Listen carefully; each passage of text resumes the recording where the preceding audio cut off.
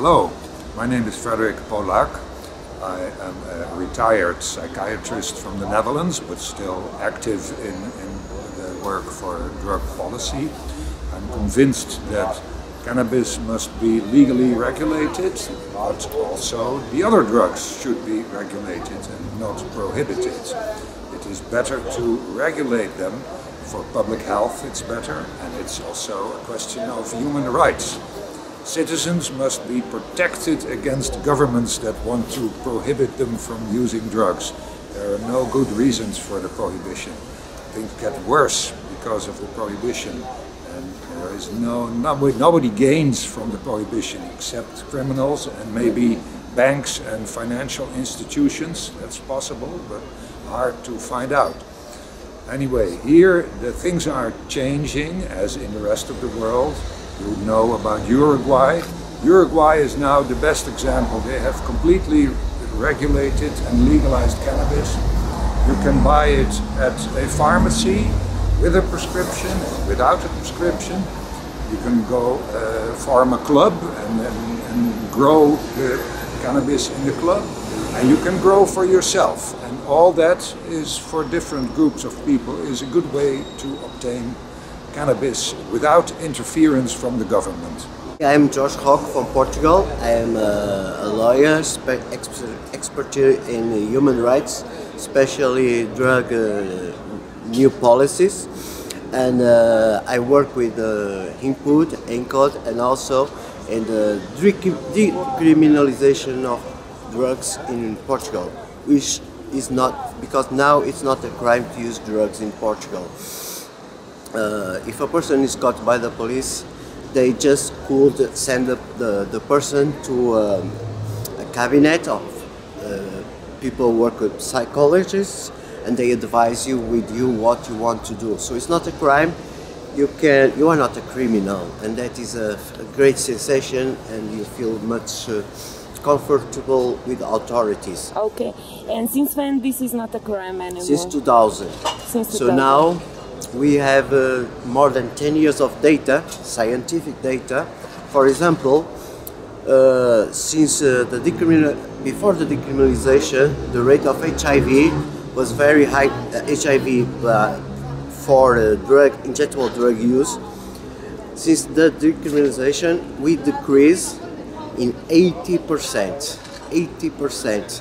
By sex, the HIV by sex is, the graphic is about the same. By drugs, decrease a lot. So it's scientific data. A policy of approach with people and positive produces much better results than just punish people, criminalize people, throw away people to jail. The decriminalization is just for using drugs. It's still forbidden to sell drugs or even plant drugs.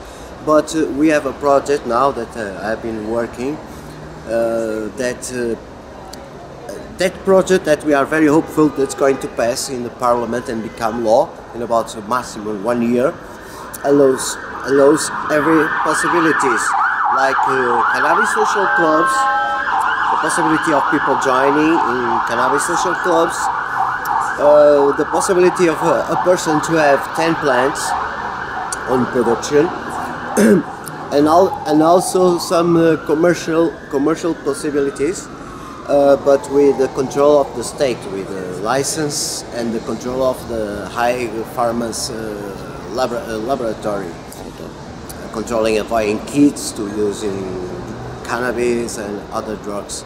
In this moment, to sell or to obtain drugs is not possible, but we are working and we hope. But the decriminalization still works, and in 10 years we have good results. Jaz sem Janko Belin, sem tukaj prišel na simpozij o konoplji, pravo o regulaciji. Rad bi povedal to, da imam občutek, da se je prohibicija počasi zvenela. Namreč problem je v tem, da prohibicija nikoli ni bila nekaj realnega. Prohibicija je prišla sama od sebe nekako v naše življenja, korak po koraku. Tako kot je industrijska družba, korporativni kapital zahteval nekako svoje mesto na tem svetu, tako je bolj izrival komunalno, community, pristop svobodnih ljudi. Tako da Prohibicija je itak nekaj imaginarnega. Ne? Prohibicija sama sebe ne zna utemeljiti. Če pogledamo z medicinskega stališča, psihiatrija vodi vse postopke v zvezi z tako imenovanimi prepovedanimi drogami. Če bi bilo to res nekaj konkretnega, bi bila to nevrologija. No, ampak gremo nazaj na prohibicijo. Prohibicija je predvsem nek način, da se dela ekstra profit na račun kriminaliziranja posameznika. Ekstra profit velikim družbam, farmacevtskim, naftnim gigantom. Namreč do leta 1945 smo imeli mi še, bi rekel, vsa zdravila bazirana, večino teh zdravil na ogljikohidratni bazi, se pravi iz rastlin.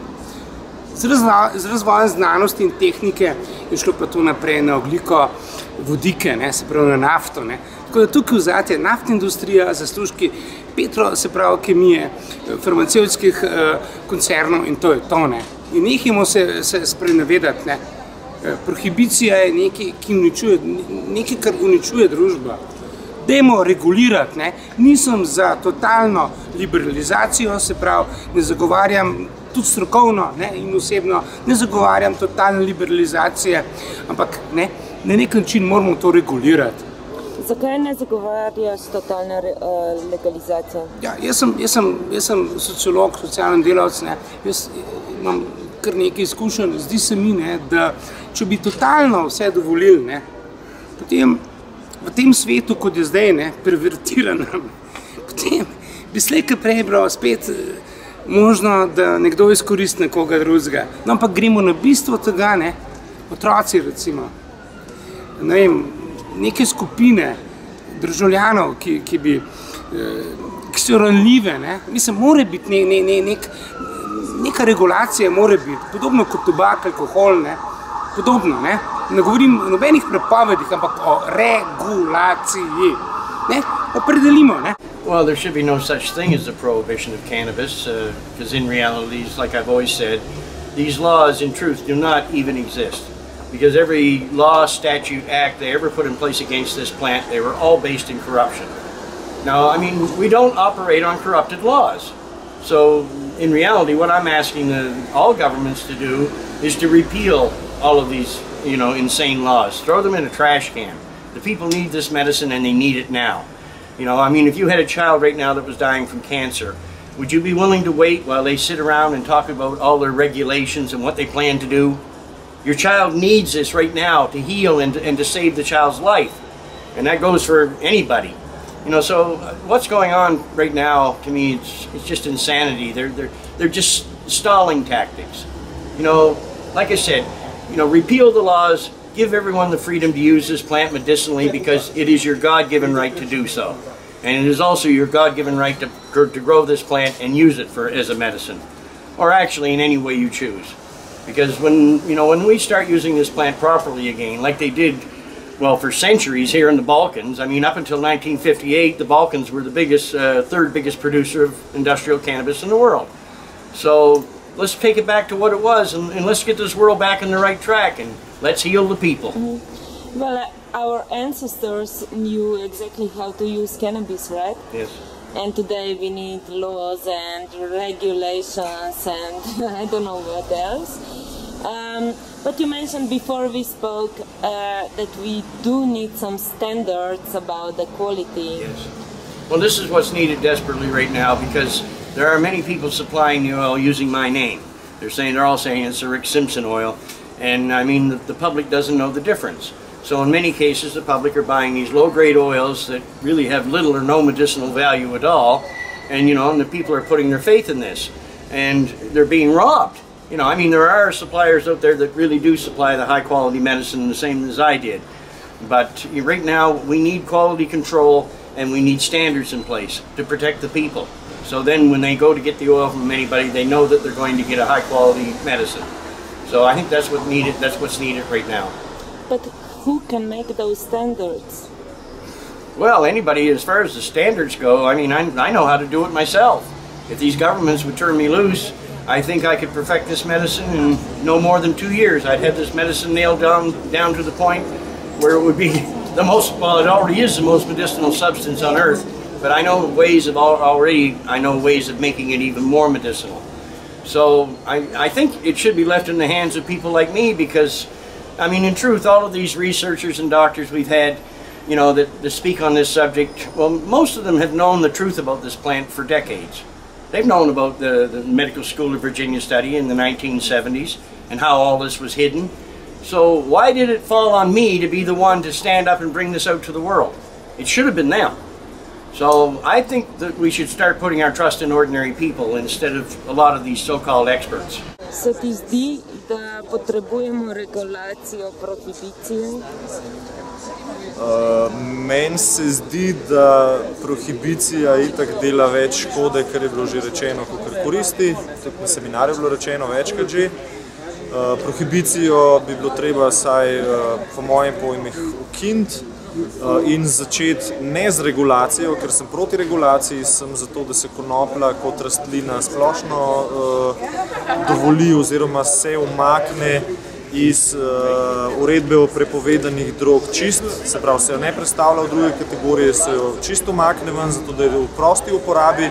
Je pa treba delati na preventivi, izobraževanju mladih, zato da se ne bi to zlorabljalo, ampak da bi se seveda to, kar si vsi želimo, začeli bolj v zdravstvene namene, oziroma tisti, ki bi se samo zdravil, pa tisti, ki bi tudi uporabljal kot v rekreativno uporabo, kar mi je čisto narobe izraz, da bi pač to lahko normalno počeli, če bi to bilo seveda malo bolj diskretno, tako kadilci danes ne morejo povsod kaditi.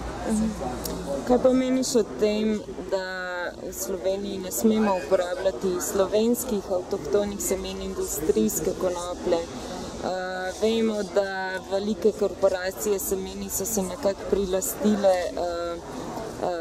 trgovino s semeni in naše avtohtone vrste, sorte izumirajo. Je konoplja, industrijska konoplja del te zgodbe? Zdaj zelo na hitro ti rečem, ja, si že odgovorila na svoje vprašanje. Zadeva je pa taka, da to ni samo pri konoplji, multikorporacije so si uzurpirale zakone in državni svet, oziroma ne toliko direktno, to sem zdaj pregrobo povedal, uzurpirali so si ljudi v državnem zboru, zlobirali so in zakone in se pravi in Evropsko skupnost in cel svet globalno delujejo, ne plačujejo davkov, imajo pa od tega zelo velike prihodke. Nam, se pravi ljudem in pa državam se dogaja pa krivica in pa diskriminacija. V tem primeru, kot si že sama rekla, ne moramo uporabljati naravnih semen, ki so last narave, last v bistvu ljudi, ki so jih predelali, če tako rečemo, da jih ne smemo uporabljati, pa diskriminacija. Dogaja se pa to ravno zaradi prohibicije, ki se je začela itak leta 1937, takrat, ko so zgruntale farmacija v bistvu, da se da konopljo uporabljati za zdravje, in takrat so začeli s prohibicijo, tudi zaradi Fordovega avta, se pravi, to je z eno besedo oziroma z dvema besedama petrokemija. Oni delajo na temu, da se konopljo, se pravi, da se pozabi avtohtona semena, da bi se njihova semena, ki so jih priglasili in patentirali, uporabljali, zato ker imajo s tem oni večji zaslužek, večji promet. Seveda se oni borijo proti naravnim semenom. To zdaj dokazuje tudi boj z GSO, ki so zdaj ravno v Evropi sprejeli, da sicer se bo država lahko sama individualno odločila, ali bo spustili GSO ali ne, ampak imamo pa regulativo, ki je pa določena, to je pa, da mora vsaka suverena država pustiti prevoz GSO čez njeno ozemlje. Dokazano pa je, da v bistvu GSO uničuje, se pravi, vse širi preko ozračja, se pravi, genom leti prosto naokoli in s tem uničuje genski zapis drugih rastlin, kar pomeni, da dela škodo okolju. Zakaj sem to vse skupaj zraven povedal? Zato, ker se mi zdi to nekako je v celoti, spada v celoto, tukaj ne govorimo zdaj samo o konoplji. Konoplja, kot smo že večkrat omenili, je prvoborka zdravilnih rastlin, zato se borimo zaenkrat za konopljo, ker bo to potem tudi korak in stopnica naprej za vse ostale rastline. Zato še enkrat bom poudaril, se borim za konopljo kot celo rastlino, se pravi brez regulacije, brez prohibicije in pa brez omejevanja semen, kot so, ne vem, samo na semena, ki so priznana in v evropskih inštitucijah za to, da se jih lahko potem seje in uporablja. Rad bi povedal, da rečemo Marija Terezija je našim prababicam zapovedala imeti na vsak vrt koruzo, krompir in pa konopljo. Zakaj je konopljo? Ne zato, ker bi bilo fajn jo imeti, pa ker bi bilo fajn, ne vem, jo prepovedovati pa to, ampak izključno zaradi tega, ker je najstarejša kulturna, najstarejša zdravilna, najučinkovitejša zdravilna rastlina na svetu. Kitajci so z njo zdravili, imajo zapiske o zdravljenju s konopljo 3000 let pred našim štetjem. Torej že 5000 let. Hello, Joshua. You were talking about the process of legalization in Colorado. Could you tell me shortly what are the benefits of legalization in Colorado? Well, the benefits of legalization for the marijuana user is that when you walk into a store, you have 60 different types of marijuana to choose from. You can get any quantity that you want, and you have another 60 different types of hash and brownies and oils that you can choose from. And the price is about half of that of what it is in the black market. Mm-hmm. And what happened to black market? A lot of the black market got licenses and started selling marijuana themselves, legally. Okay, they just needed to lower the prices. They just needed to lower the prices. All right. And what happened with some benefits for economy or? For the economy, you know, we've raised millions of dollars in tax revenue. In the first 3 months, we raised about $10 million. There's been about 10 to 15,000 new jobs. There's been, and that's just the jobs of people growing and selling and producing marijuana. That doesn't even count the landlords and the architects and the lawyers and the accountants and the government officials. So it's been a great boom to our economy. It's made Colorado very desirable of a place to live. People have been moving to Colorado from all over the world. And overall, you know, there's been no problems. It's really not that big of a deal to legalize marijuana. Is the atmosphere in Colorado different after the legalization? No, not really. No? People smoked marijuana in Colorado before we legalized it. Okay. And you know, now it's just a lot more easier. You can go to the store and you can get what you want. And you know, there is a lot less fear. You know, no one's scared of the police anymore. And and there's a lot more time for the police to focus on real crimes.